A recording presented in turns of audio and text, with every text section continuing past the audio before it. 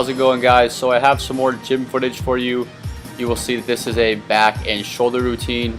If you're not familiar with my overall routine, it's pretty simple. I have an upper heavy day, which is usually performed on Mondays, and then I have 2 lower body days, usually performed on Tuesdays and Fridays.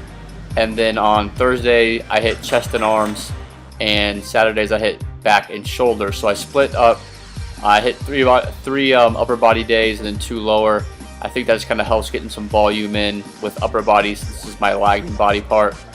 These first 2 sets you saw are just kind of warm-up sets. I do the Jim Wendler 5-3-1 progression on barbell military press. So it was my week 2 3 rep, and then this is my 3 rep plus set.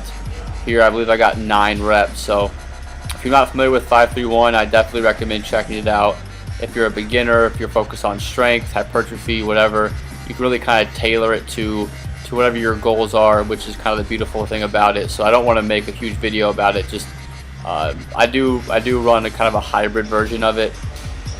This is pretty much my bread and butter shoulder exercise. I really don't have another, even on my upper days, I don't have a dedicated shoulder exercise. So this is pretty much it for me, and then some lighter fluff work later on in this workout that you guys will see. So this is a grinder set here. See those last reps? That last rep there, I think I got 9. So yeah, the beautiful thing about that is you really can push your limits on 5-3-1 with that last set.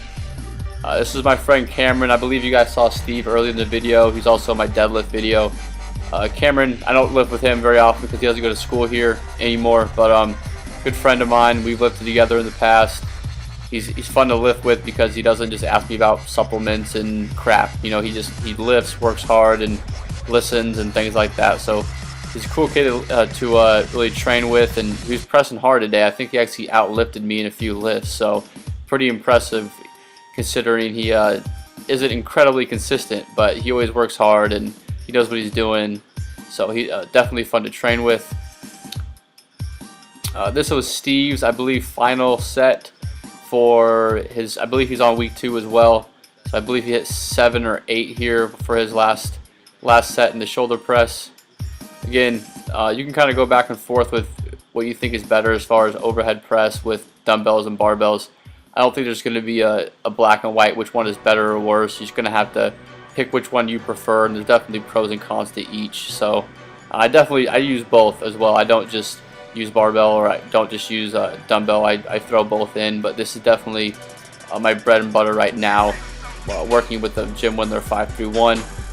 And then after those 3 sets, which is really the strength work, the 3 sets of 3, and then the 2 sets of 3 and 1 3+ set, I do throw in some extra volume in there. It's pretty similar to boring but big, but I don't do 5 sets. I'll just do 3.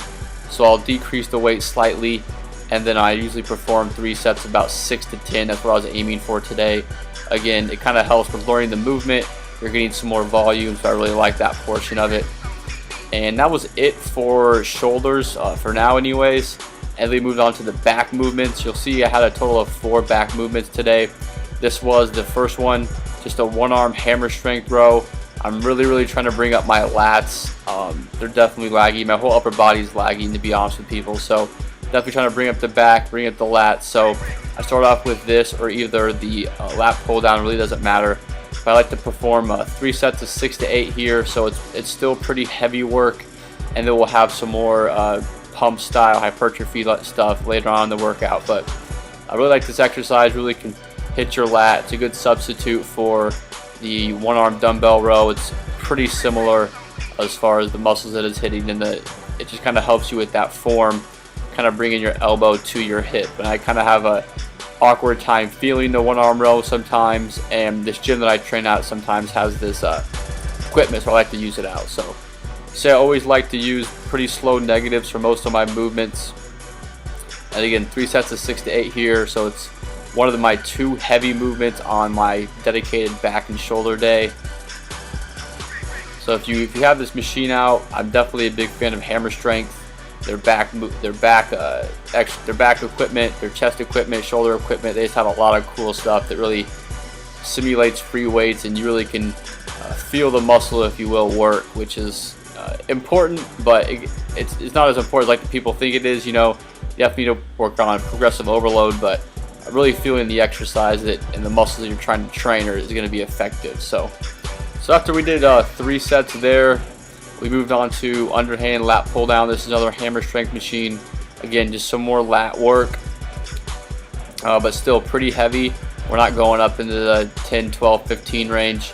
This is just another 6 to 8. But again, the reps are pretty slow. I'm not swinging the weight up and down. I usually try to get about 3-second negative. So my time of attention is still pretty high. And these are the 2 movements I'm really trying to focus on progressive overload with. So 3 sets of 6 to 8 on both of these. I believe this is actually my 2nd set, not my final. But I'm trying to work in as soon as I can get 3 sets 6 to 8 with a given weight. I'll just try to up it and do that next week. So pretty simple, guys. Then these last 2 movements you'll see for back here are going to be more hypertrophy type stuff. So just 2 sets of 8 to 12 on each of these.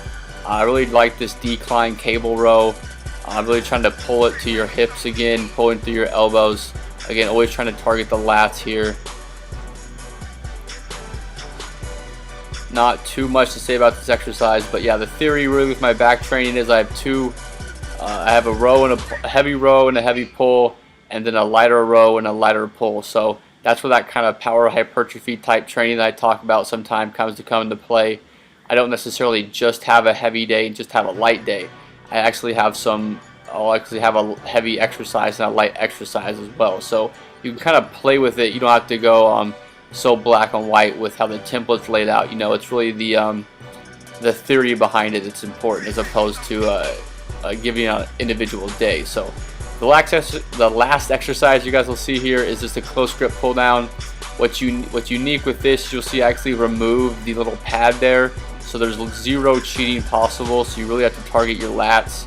And again, not a form video here, but make sure you're trying to pull the bar to your upper abdomen, and you can also try like a false grip here if you really can't feel it in your lats. So that's it for the back training. And then after this, we performed 3 sets of dumbbell laterals, 10 to 15 reps, and then 2 sets of rear delt flies on the pec deck, like reverse pec deck, whatever you want to call it, just for the rear delts. 2 sets of 10 to 15 there, I believe, and that was our back workout. So it was a little over 20 sets total. Got the heavy shoulder work in, lighter shoulder work in, heavy back work, and heavy light back work. So hopefully you guys like these training videos. There's the full routine right there. Thank you guys for watching. If you want to see more of these, just let me know and I'll try to get some more gym footage. So thanks guys, and take care.